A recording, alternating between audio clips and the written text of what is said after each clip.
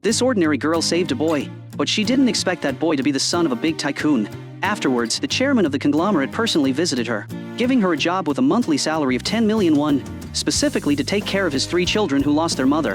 One night later, because the youngest son was afraid of thunder, the tutor's son brought him to her room to comfort him. The chairman was furious when he discovered this, reprimanding her harshly on the spot for not knowing the rules. His impression of Suna, which had just started to improve, collapsed completely just like that. The next morning, he still treated her with a cold face. This matter quickly reached the ears of the female housekeeper.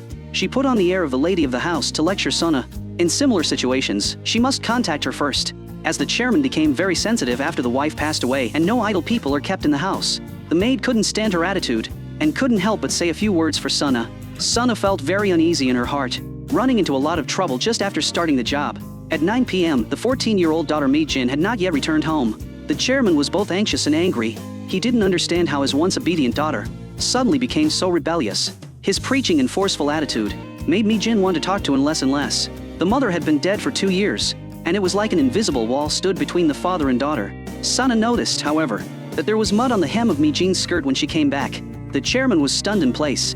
His own grief had not yet healed, and he simply had no ability to read what his daughter was experiencing. But Suna saw through it at a glance. She also had no mother to protect her when she was little, and being bullied was a common occurrence, a period that lasted through almost her entire childhood, until she met a good teacher in middle school and finally moved on. Don't let Suna's small and thin frame fool you. At 16, she had already been a national youth Sanda champion.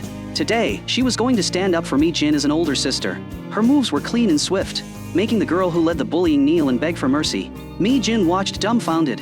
Those children in the noble schools are afraid of nothing. Not teachers, and not parents, but they only respect those with real strength. The admiration in Mi-jin's heart surged up at that moment. It was the first time she knew what it felt like to have someone back her up. Within a few days, the kind and loyal Suna had already gained 2 little followers, especially the 6-year-old youngest son Si-jun, who stuck to her all day, fearing she would suddenly disappear like his mother. Every morning, he had to hear Suna personally guarantee she wouldn't leave, before he would smile and walk into the kindergarten. The chairman, however, was still trapped in the past and couldn't get out. Before his wife passed away, she left only one sentence: "Forget me as soon as possible, and find a good mother for the children." It is easy to say, but as difficult as reaching the sky to do. He thought time could fade the longing, but the longing had already taken root in his bones, becoming a knot that can never be untied. It wasn't that he didn't want to start over, but that heart had already left along with his wife.